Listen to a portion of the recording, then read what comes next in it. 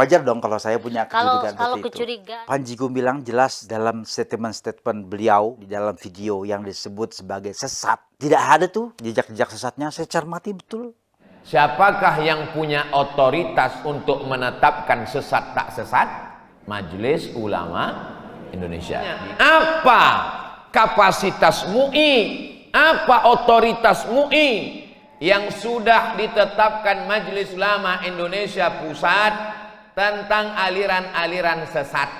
Apakah kalau dia sesat lalu kita tunjuk, sosek? Bukan begitu. Dilaporkan ke Babin Kamtibmas. Lapor ke polisi. Pak polisi melaporkannya ke jaksa. Jaksa menuntut di pengadilan atas pasal penistaan agama. Tafsir orang ini kemudian entah berlabel akademisi, berlabel ulama, berlabel apapun namanya, tersebar di media sosial. Orang kemudian yang tidak paham fikih banyak-banyak, yang tidak banyak baca buku tentang Islam tapi dia muslim, segera kemudian terprovokasi primordialismenya. Wah, kalau gitu sesat, dia sudah mengganggu agama saya. Kan disebutkan di dalam kitab ini dulu. Kalau mau belajar tuh mikir dulu, pilih dulu guru. Jangan hanya kalimat yang baik lalu kita datang kepadanya. Ndak begitu. Kita harus tahu guru yang akan kita belajar kepada beliau ini siapa beliau, murid siapa, manhajnya kayak apa. Harus benar, harus tahu dia akidahnya apa.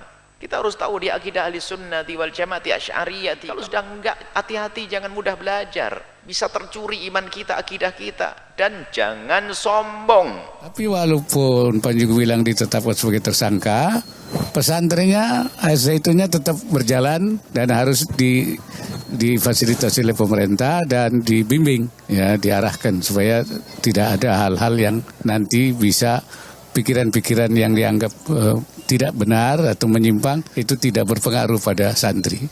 Kita juga sudah mengantisipasi, mungkin dalam waktu 1 hari ini saya akan segera mengadakan rapat PMK dengan MENA, dengan Mendagri, dengan Menkumham dan dengan Gubernur Jawa Barat, akan koordinasi untuk penanganannya agar pendidikan berjalan sebagaimana. Orang meributkannya, kan perlu kita bertanya, ada apa ini? Boleh dong kalau saya kemudian membangun kecurigaan, ya. Jangan-jangan memang ada orang-orang tertentu di luar sana yang ingin merebut pesantren ini dengan mudah dan murah. Di Pulau Jawa dulu tidak ada yang berani buat pesantren Al-Quran kalau tidak dapat ijazah dari gurunya. Sekarang kalau kita keluar pesantren, banyak nggak namanya rumah tahfiz? Banyak ya? Kemana itu sanad silsilahnya? Auah gitu ya? Ada nggak? Nggak jelas. Allahu Rabbi wal Islam dini wa Muhammadan Rasulullah. Sedang dimusuhi sekelompok orang karena sedang membuka kedok orang yang menyamar dengan Quran, tapi mereka sebenarnya memusuhi ahlul Quran. Di semua ma'had-ma'had di Nusantara, mulai dari Aceh, Sumatera Barat, Sumatera Utara, Sumatera bagian mana, Jawa, ya, Jawa Tengah, Jawa Timur, Jawa Barat, Banten, sampai ujung negeri. Itu kalau orang hafalan Quran, biasanya ditutup dengan dalail, bener gak? Dalail itu adalah ajaran ulama tarekat Sufi. Ulama tarekat Sufi namanya Imam Al-Jazuli. Siapa namanya? Al-Jazuli. Beliau ini mengembangkan Thariqat Syaziliyah. Saya dengar tadi dari Pak Kiai Ahmad Halwani, di sekitar Magelang ini ada 2 tarekat besar yang berkembang, Qadiriyah, Naqsyabandiyah dan Syadziliyah. Tapi ternyata pengamal 2 thariqat ini tukar-tukar amalan. Mereka sama-sama mengamalkan kitab dalail, bener ya? Kitab selawat. Ada kan selawat hari Senin, hari Selasa. Nah, itu kitab selawat. Itu bukan karangan orang Jawa, itu karangan orang Maroko. Namanya Imam Al-Jazuli. Jadi kita ini di timur, dia di ujung barat. Mekah itu Saudi, nyebrang ke Afrika, Mesir, terus paling ujung Afrika namanya Maroko. Bahasa Arabnya Maghrib. Bukan sholat maghrib ya. Maghrib itu artinya barat. Maghrib itu kata orang Andalus atau orang Prancis, artinya barat. Ya, orang barat, tapi baratnya Islam. Dulu dibawa ke negeri kita oleh ulama-ulama yang belajar di Mekah. Lalu para kiai memberikan ijazah kepada muridnya. Diajarkan riyadhah. Apa arti riyadhah? Latihan. Tadi dari Pak Kiai Ali saya dapat bocoran, beberapa kiai terutama guru beliau, Mbah Yai Said, itu kalau ada murid lagi latihan hafalan, riyadhah hafalan, nggak boleh berdiri-berdiri atau pindah-pindah atau gerak-gerak sampai khatam. Kalau kita gimana? Baru khataman dari khataman biasanya kulhu, qul falaq, qul binas, Al-Fatihah, Alif Lam Mim gitu ya. Itu udah gerak-gerak ya. Yang ahlul udud, tahu udud gak? Udah ngeliat-ngeliat ududnya mau digerakin tuh. Gak tahan. Diberikan sanad ijazah dan diberikan adab-adab dan riyadhah. Dan di Pulau Jawa dulu tidak ada yang berani buat pesantren Al-Quran kalau tidak dapat ijazah dari gurunya. Sekarang kalau kita keluar pesantren banyak nggak namanya rumah tahfiz? Banyak ya? Kemana itu sanad silsilahnya? Hah? Auah gitu ya? Ada nggak? Nggak jelas. Tapi ustadz-ustadznya sebagian berani nyalah-nyalahkan kiai-kiai Quran di pesantren. Ternyata usud punya usud. Ini sudah digambarkan, sudah diceritakan dan dikhabarkan oleh Rasulullah Sallallahu Alaihi Wasallam. Ternyata dulu Nabi bagi-bagi harta rampasan perang. Selesai dibagi, ada sekelompok orang yang diwakili oleh seseorang yang wajahnya keras, suaranya tinggi, kata-katanya kasar. Namanya Dzul Khuwaisirah. Siapa namanya? Jangan kasih nama anak begitu ya. Ntar namanya biar keren, ada di Sahih Bukhari. Siapa namanya? Dzul Khuwaisirah. Dzul Khuwaisirah ini datang ke Nabi Muhammad Sallallahu Alaihi Wasallam. Apa kata dia? Ittaqillah ya Rasulullah. Sama kayak kita nih santri ngomong ke Pak Kiai, para mursyid, Pak Kiai, takutlah kepada Allah. Sopan nggak? Sopan nggak? Kecuali lagi khutbah Jumat. Kalau yang punya dendam-dendam dikit pas khutbah boleh, di bawah ada Pak Kiai. Ittaqullah, boleh. Ya. Tapi kalau di luar itu nggak sopan. Adakah yang lebih bertakwa melebihi Rasulullah Sallallahu Alaihi Wasallam? Tidak ada. Tapi orang ini berani bilang, hei Muhammad, kurang ajar dia. I'dil ya Muhammad. Jadi di riwayat lain dia panggil nama Nabi, nggak pakai nama gelar. Berbuat adillah hai Muhammad. Nabi Muhammad kaget. Sallallahu Alaihi. Lalu ajudan beliau Al-Khalid Ibnul Walid, atau tanpa alif lam, Khalid Ibnul Walid, langsung keluarkan pedang, itu berbunyi sudah hampir mengenai Dzul Khuwaisirah. Apa kata Nabi? Stop, da'hu ya Khalid, biarkan dia wahai Khalid. Apa kata Sayyidina Khalid? Wahai baginda Rasulullah, orang ini kurang ajar kepada engkau. Apa jawaban beliau? Fa innahu yusalli. Dia masih sholat, biarkan dia. Akhirnya Khalid Ibnul Walid masukkan lagi pedangnya yang sudah terhunus. Pergilah Dzul Khuwaisirah. Ketika Dzul Khuwaisirah sudah jauh, Nabi kemudian mengatakan, membuka rahasia takdir. akhir zaman. Ini akhir zaman. Karena Nabi berbicara 15 abad yang lalu lah. Sekarang 1443, hampir 15 abad yang lalu. Apa kata Nabi? Wahai Khalid, wahai sahabat-sahabatku, akan muncul dari generasi orang yang membentakku ini, generasi-generasi kurang ajar dan suka membentak ulama, tapi mereka yatluna ayatillahi ratba, mereka hafiz Quran, mereka buka rumah tahfiz, mereka buat madrasah Quran. Tapi kalau keluar dari madrasah itu, dia membentak kiai yang sudah 40, 50 tahun, 70 tahun mengabdi untuk umat. Persis seperti yang dilakukannya kepada Nabi Muhammad sallallahu alaihi wasallam. Sekarang udah banyak belum? Banyak. Muncul mereka bilang, kita kalau di pesantren belajar sifat 20 enggak? Allah wujud, qidam baqa. Apa kata mereka? Belajar sifat 20 itu sesat. Nanti mereka udah berani ngomong begitu. Apalagi kata mereka, di pesantren suka sholawat nariyah enggak? Apa kata mereka? Sholawat nariyah itu syirik. Nanti siap-siap nih orang Magelang kena ntar.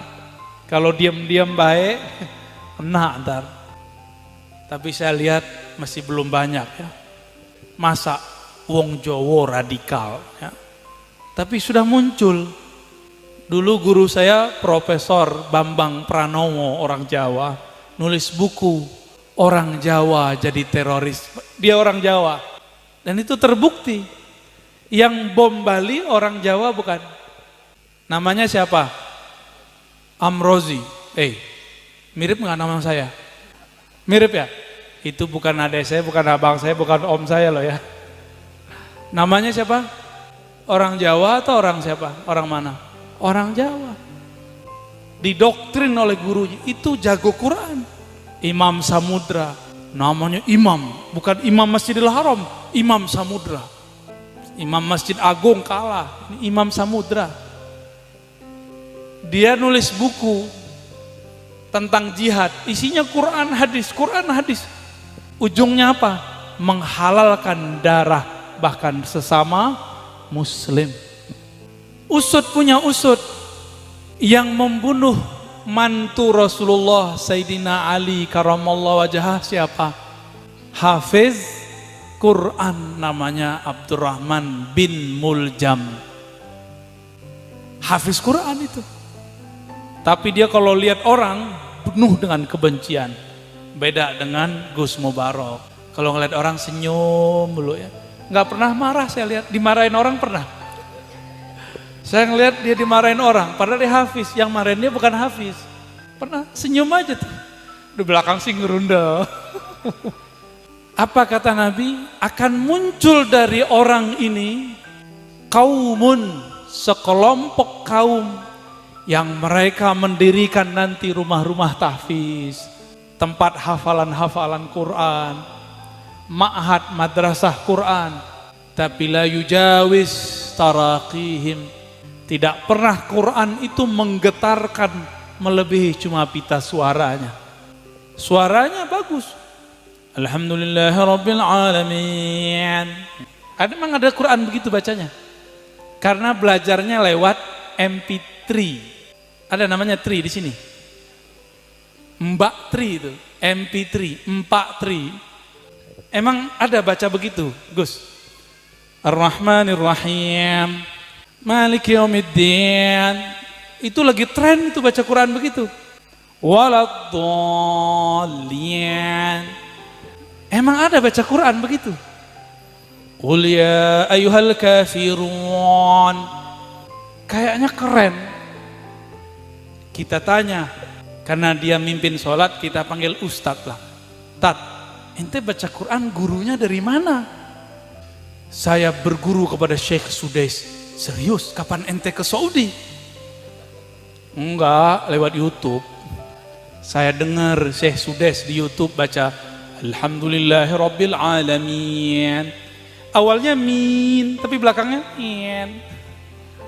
itu tanda berguru Quran bukan kepada ahlinya, tapi lewat Thariqat Al-Yutubiyah. Nama syekhnya, kiainya Al-Gugliyah. Gugliyah. Ini udah kejadian ini. Udah kejadian. Kami belajar hadis, ada namanya Al-Musalsal. Apa namanya? Ini sama dengan silsilah. Tapi musalsal itu artinya menirukan gerak-gerik sifat guru dalam melakukan sesuatu, membaca sesuatu. Setelah saya meneliti beberapa puluh tahun, gak nyampe juga ya sekitar 20 tahun lah, dari awal ngaji Quran sampai ngaji hadis, ternyata yang paling pas meniru Rasulullah, meniru murid Rasulullah, murid dari muridnya Rasulullah Sallallahu Alaihi Wasallam adalah ahlul Quran. Kenapa? Kalau ahlul Quran bibirnya gerak cara ba, ta, tha, harus ditirukan sampai gerak bibirnya. Benar gak? Namanya apa? Al-Musalsal. Jadi ada kaedahnya. Atammul musalsalat musalsalatul Quran. Itu. Coba dihafalkan. Nih yang lagi wisuda S berapa nih? S7. Terus S berapa lagi? Yang muda-muda nih ada S-nya. Hifzi. Atas bin nazar. Oke. Nggak ada yang biru ya lewat mimpi. Atau bil YouTube. Biru ya tapi di alam YouTube. Coba dihafalkan. Atammul musalsalat musalsalatul Quran. Musalsalah paling sempurna adalah musalsalah Al-Quran. Nomor 2, musalsalah ahli zikir. Kebetulan kita dapat berkah kedatangan Syekh Al-Kiai Al-Haj Ahmad Halwani, Al-Qadirian Naqsyabandi.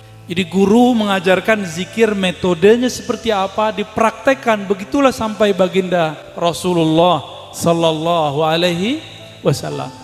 Ini lumayan menarik di tempat. Sanad Quran jalan, sanad tarekat langgeng. Kadau di Banten dan di Jawa Barat sudah banyak yang sirna. Thariqat Qadiriyah Naqsyabandiyah sudah banyak yang mursyidnya meninggal. Thariqat Quran juga sama ya. Beberapa pesantren mati pesantrennya. Di sini alhamdulillah masih utuh. Semoga ini tanda bahwa negeri kita diberkahi oleh Allah Subhanahu wa taala. Jadi ahli Quran itu menirukan, gurunya menirukan dari gurunya, gurunya menirukan dari gurunya. Maka Quran itu tidak boleh hanya menyimak suara, dia menyimak suara dan melihat cuap-cuap gurunya. Itu disebut dengan musalsalat. Itulah sebabnya kalau ada di antara ahli sanad itu la yubsir, tidak bisa melihat, nanti makharijnya akan ada beberapa yang goyang. Ya, goyang nanti makharijul hurufnya nanti berubah. Ya, inilah hebat ahlul Quran. Maka thariqah ahlul Quran aqwat turuqi fid dunya wal akhirah. Thariqah sanad Quran adalah sanad terkuat di alam semesta, dunia akhirat. Nanti percaya atau tidak, ahli Quran itu megang tangan gurunya, gurunya tangan megang gurunya, terus kepada baginda Rasulullah Sallallahu Alaihi. Jadi kalau kita nggak hafiz Quran, apa yang kita lakukan? Ambil cintanya, buat dia cinta sayang sama kita. Karena dia sudah punya pasangan, gimana dong? Bantu dia, senengi dia, buat dia bahagia. Kalau sudah wafat, kirim Fatihah. Kalau masih hidup, kirim bingkisan. Ya, kirim besek yang bisa bikin pesantren gitu. Apalagi kalau pesantrennya ada anak yatimnya, jangan mikir-mikir kalau mau bantu, karena mereka juga tidak akan makan itu sendiri. Ya, ini kebanyakan kita senang sama guru, guru masih hidup, difatihain terus, ya bagus. Tapi kenyang nggak dia difatihain? Kirim, kalau punya materi, kirim materi. Punya waktu, bantu dengan waktu.